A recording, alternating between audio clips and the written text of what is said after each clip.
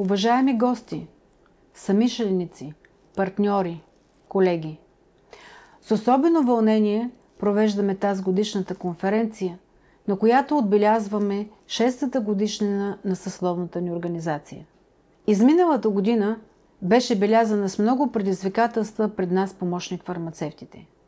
Предизвикателства и ситуации, в които доказахме освен съсловното ни единство, но и правотата на борбата ни за защита на професията, образованието и професионалната компетентност на нас, помощник-фармацевтите.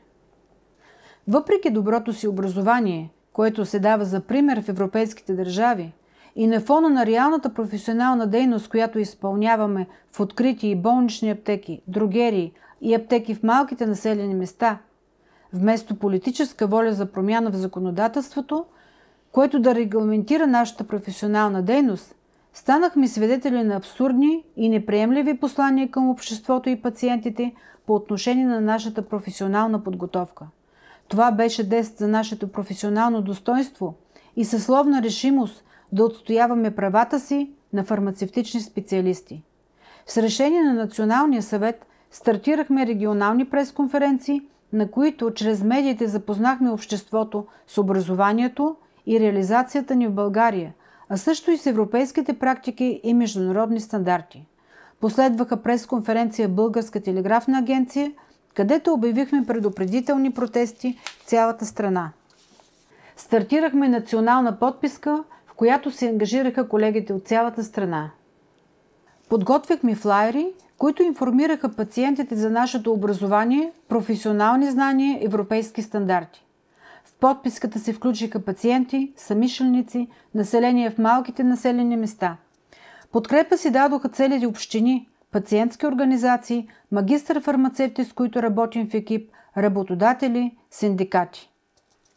Електронният вариант на подписката качихме и в сайта на Българската асоциация на помощник-фармацевтите и до момента има събрани над 120 000 подписа. Проведохме десетки срещи с депутати и експерти, от които зависи законодателната промяна, която да легитимира професионалната дейност на помощник-фармацевтите в България. Темата беше широко отразена от медиите. Репортажи в националната телевизия, интервюта в националното радио, други електронни медии и здравни сайтове осветлиха проблема пред обществото и дадоха ясен сигнал, че няма да се откажем от каузата за законен и достоен труд на помощник-фармацевтите в България.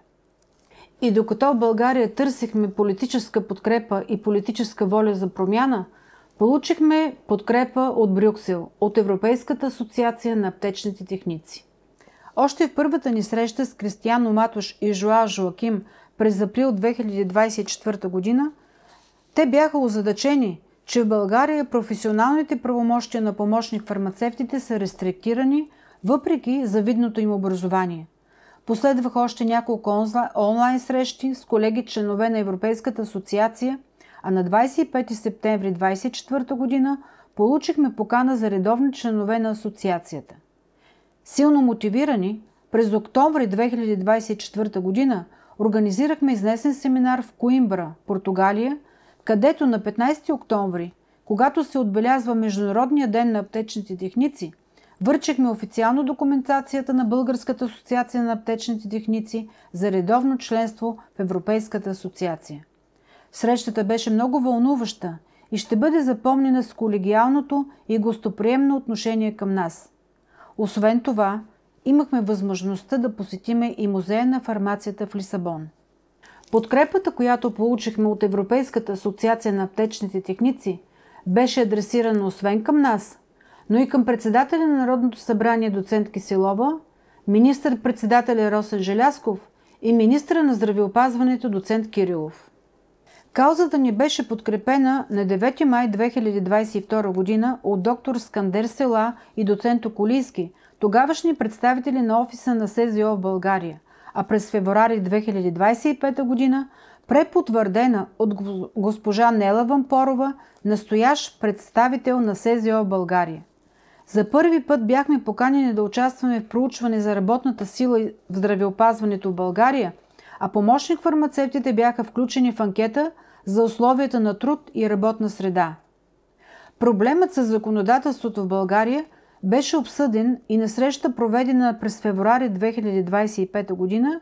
с госпожа Йорданка Чобанова, ръководител на представителството на Европейската комисия в България и изпълняваща функциите на официален представител на комисията в страната.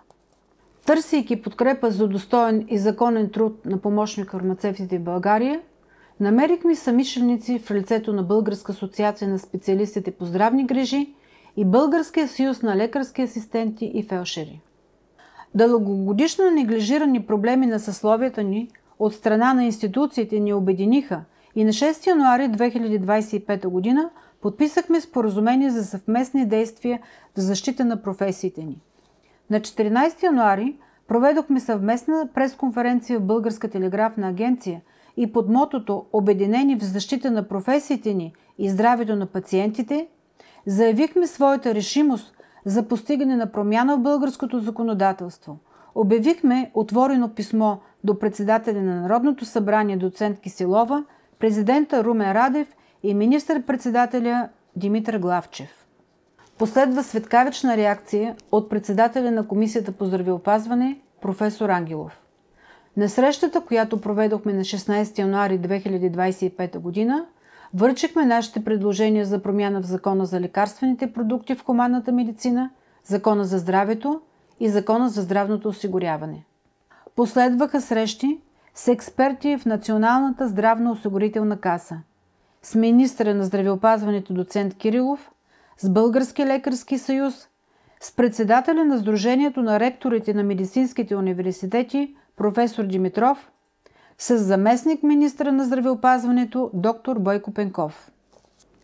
Цялата тази активност за постигане на достоен труд на помощник-фармацевтите би била невъзможна и безмислена, ако през всичките тези години не бяхме единни. Ако не зачитахме и не уважавахме труда на всеки един от нас, ако не обсъждахме всяко едно предложение. Само ние знаем през какъв труд минават нашите успехи. Само ние знаем колко труд се изисква, за да се планира и проведе една конференция, едно обучение, една среща с представители на институции, една среща с бъдещите ни колеги, студентите от медицинските колежи. Само ние знаем колко морална сила и достоинство се изисква, за да преодолеем огорчението от омаловажаването на нашите знания и образование, да продължим да се отстояваме, да продължаваме да надграждаме знания и да сме всеотдайни в името на професията и на пациентите. И днес, когато отбелязваме 6-та годишнина на съсловната си организация, можем спокойно да кажем: струвало си е всяко усилие, струвало си е всеки миг умора и не са мираж успехите. Както не е мираж, а реалност, магистратурата за помощник-фармацевти в Факултета по обществено здраве Пловдив, фармацевтичен бизнес менеджмент. За тази магистратура не чакахме, а се борехме повече от 10 години. И успяхме. На 15 април тази година се дипломира първият випуск. И не само се дипломира, а се дипломира с отличен успех. И не само се дипломира с отличен успех. Студентите от първия випуск на тази магистратура се включиха в един стар проект с идея за създаване на иновативен продукт за регулиране на болката, най-вече при пациенти с неврологични заболявания и диабетна полинефропатия. Продуктът е базиран на ашваганда, канабисови терпени и жълта комунига. С тази разработка екипът се класира за втората фаза по програмата на фондация Junior Achievement България. Горди сме с вас, колеги! Благодарим и на академичното ръководство на ФОС Пловдив за прогресивното мислене, за доверието и борбеността. И днес, в този празничен ден, имаме още един повод за радост и вдъхновение. На годишната среща на Европейската асоциация на аптечните техници, която се проведе на 15 до 17 май тази година в Прага, кандидатурата на Българската асоциация на помощник-фармацевтите за редовен член на Европейската асоциация на аптечните техници беше единодушно приета. Една цел, която намери своята реализация след повече от 10 години активна и целенасочена работа. Представители на този форум от страна на Българска асоциация на помощник-фармацевтите бяха Лиляна Петрова, Гергана Нейкова и Владимир Благоев. В кратко видео те представиха историята на професията ни, образованието, професионалните дейности и реализация на помощник-фармацевтите в аптеки, дрогерии, аптечни складове и също проблеми пред професията. Участваха в дискусии, отнасящи се за бъдещето сътрудничество, развитие и перспективите на професията на аптечния техник, европейските регулации и законодателство. Всичко това, за което разказахме днес, е реален факт, благодарение и единствено на нашата съсловна сплотеност, благодарение на нашата силна мотивация и уважение към труда на всеки един от нас. Всичко това, което ние сме като съсловие, печели доверието на пациенти и съмишленици както в България, така и в европейското пространство.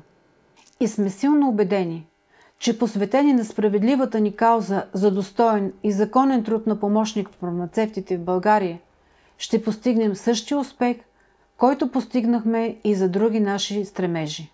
Бъдете здрави, колеги, и не губете надежда в успеха на справедливата ни кауза. Благодаря ви за вниманието.